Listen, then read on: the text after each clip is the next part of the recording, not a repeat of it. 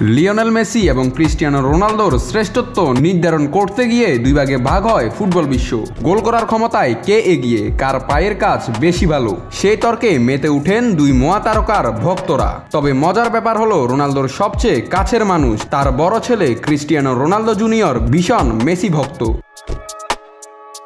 এবার ঠিক একই রকম কথা বললেন রোনালদোর ছোট ছেলে মাতেও। কিন্তু তার কাছে সেরা মেসি নয়, ছোট মাতেওর পছন্দের প্লেয়ার ফরাসি ফরোয়ার্ড কিলিয়ান এমবাপ্পে।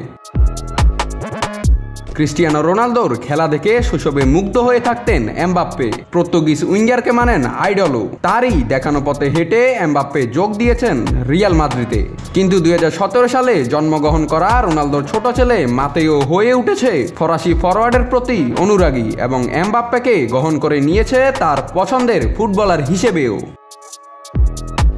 সম্প্রতি এক পডকাস্টে খোদ রোনালদো দিলেন এমন তথ্য, এমনকি এই তরুণ ফরওয়ার্ডকে তার বাবার থেকেও ভালো খেলোয়াড় মনে করেন মাতেও। তিনি বলেন, আমার ছেলে মাতেও এমবাপ্পেকে অনেক পছন্দ করে। সে বলেছে, বাবা তোমার চেয়ে এমবাপ্পে ভালো।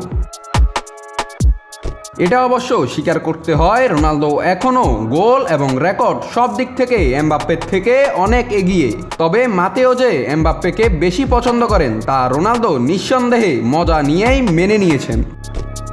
নাত রাহুল, নিউজ না স্পোর্টস।